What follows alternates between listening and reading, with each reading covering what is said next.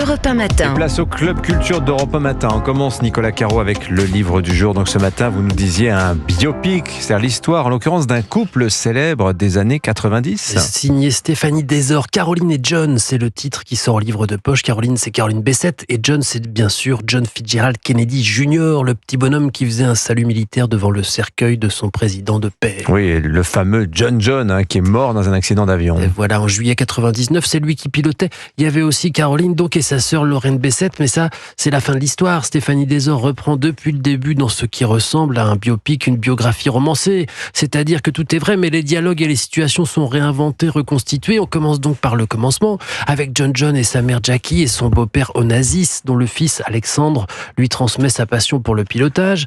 Bon, on se rend compte assez vite que l'écrivaine n'a eu qu'à se pencher pour construire le roman du couple glamour. On passe d'anecdotes incroyables en situations dingues. À l'université, John est hyper convoité, bien sûr, c'est un prince, mais un prince étourdi, qui perd tout le temps, y compris l'argent liquide. Et donc, il évite de se balader avec. Quand il en a besoin, il fait un chèque de $100 à l'un de ses copains, qui lui donne l'équivalent en billets. Mais un jour, John lui dit, c'est bizarre, t'encaisses jamais les chèques que je te fais. Et non, répond l'autre, je les revends $500 à tes fans qui les encadrent.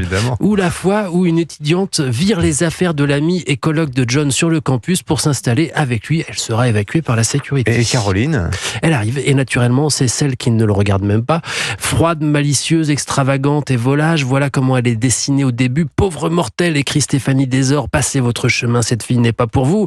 Mais on parle aussi de son regard incisif, mi-coquin, mi-intrusif, et cette manière de bouger la tête et de sourire, l'air de rien, l'air de beaucoup plus. Elle ne doit pas mettre plus de 5 minutes à s'habiller. C'est une reine, écrit-elle. Elle a quelque chose de mystérieux et d'addictif. Cette description, c'est Kelly Klein qui l'a fait, la femme de Calvin. Elle a croisé Caroline, alors vendeuse dans une boutique de la marque. On les suit dans leur vie incroyablement romanesque, leur déchirement, leur lubie, la création du journal George, comme George Washington, via les Français et Hachette Philippaki, et jusqu'au dernier vol, donc tragique, et qui participe à la légende. Caroline et John, donc, au livre de poche, le dernier Stéphanie Desor. Merci Nicolas Caro. Non, c'est pas son dernier, non, je crois. Elle en a sorti un autre depuis. Oui, c'est ça, ouais, ce qui me semblait.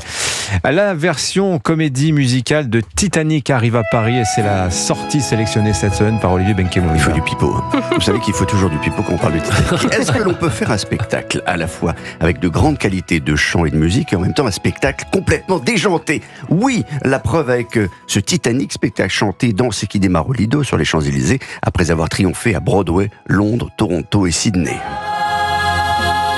Et ça, vous n'allez pas y échapper, Céline Dion. D'autant que dans cette parodie à la Monty Python, le personnage central est précisément Céline Dion, qui va donner sa version de cette tragédie et de cette tragique nuit d'avril 1912. Jean-Luc Choplin, producteur du spectacle et directeur du Lido. C'est un musical où, avec les meilleures chansons de Céline Dion, en les tordant un peu dans leur signification, on va raconter ce terrible naufrage dû à peut-être la volonté de rejoindre New York un peu trop rapidement et de heurter un iceberg vivant qui est Tina Turner. Voilà, tout est la faute de Céline Dion, fil conducteur de ce musical construit donc comme un jukebox. C'est-à-dire un jukebox. King of the World. Voilà, un spectacle jukebox, ça signifie qu'il y a tous les tubes de Céline Dion, interprétés par une artiste qui est son sosie vocale et physique, et que pour une fois, le terme de comédie musicale est adapté. Je pense que la salle s'amuse autant que la quinzaine d'artistes sur scène. Vous avez les zygomatiques complètement coincés, tellement vous avez ri. La joie de la salle est complètement communicative. C'est un spectacle complètement immersif et participatif. C'est pas une tournée. Je veux dire, on a des gens tout à fait exceptionnels que je suis allé recruter spécialement à Londres et qui sont la crème de la crème. Autant que vous avez pleuré sur le film et l'histoire de Jacques et Rose, autant là vous allez rire et chanter. Toutes les chansons et les textes sont en anglais sous-titrés. C'est de très grande qualité, encore une fois, c'est très drôle, très interactif et accompagné de l'orchestre du Lido jusqu'au mois de juin, probablement prolongé jusqu'à juillet.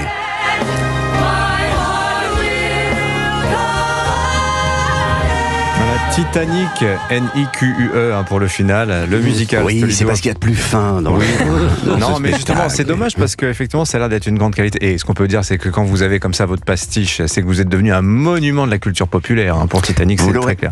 Vous l'aurez vous aussi, Dimitri. Voilà.